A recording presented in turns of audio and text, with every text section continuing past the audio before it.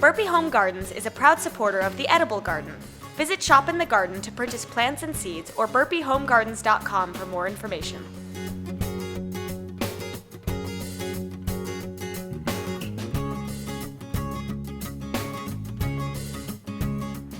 Hi, I'm Sonia Uyterhoeven. We're at the New York Botanical Garden getting ready for our summer exhibition, The Edible Garden. Today we're up at the Nolan greenhouses and I'm going to show you how easy it is to get a jump start on your season by sowing your seeds indoors. So here we are inside the Nolan greenhouse, and before we actually start sowing the seeds, let's take a look at a few reasons why we would sow them ahead of time indoors.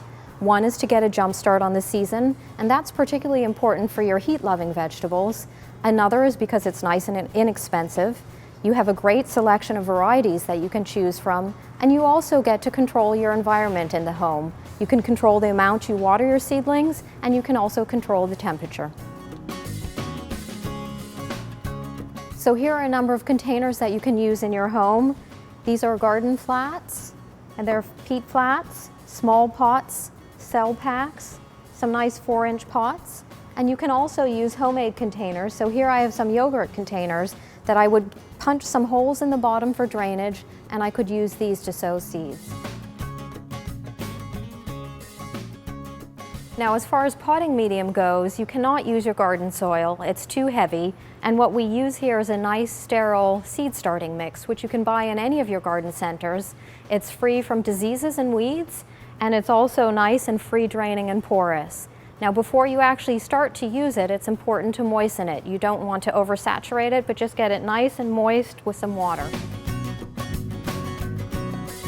So we have our sterile seed starting mix, and we have our containers. And what I'm going to do first is I'm going to plant up a gourd, and the gourd has nice large seeds. So what I decided I'd do is I'd take a large pot.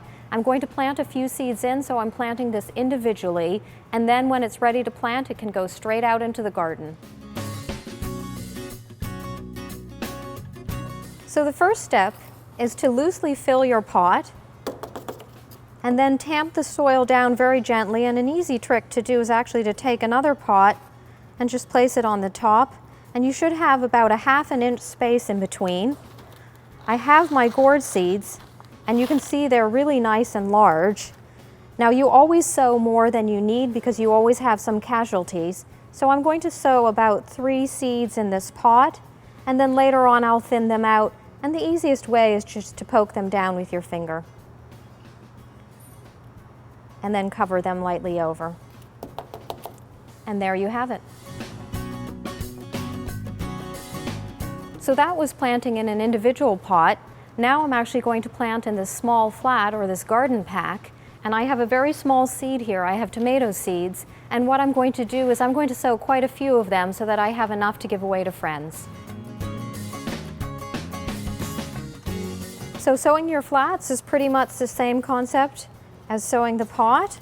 We'll fill it up with the potting medium. I'll tamp it down slightly, even it out. And now with this, I have the option of either broadcasting the seeds or making small furrows. I'm sowing tomatoes, which are a very small seed.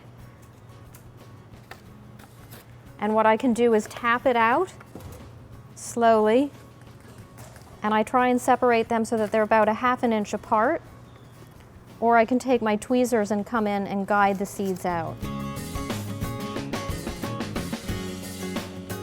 So my tomato seeds are nice and tiny, so all I have to do is cover them lightly with some potting mix, and it's just so they're about a 1/4 inch deep.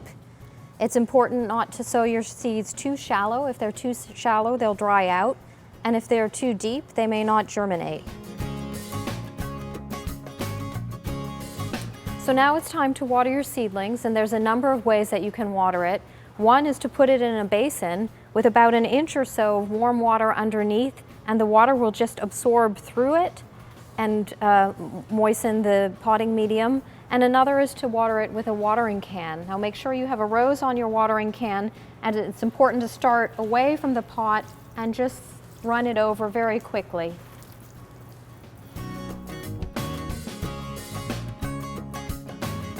So now the seeds are planted and watered and we're almost ready to go. While the seeds are germinating, they need nice warm heat. So a good option is to put them on top of your refrigerator, which is nice and warm, or on top of a water heater in your home. You can put them near a radiator, but make sure you don't put them right on top. It'll dry them out. It's important for the seeds to stay nice and moist until they germinate.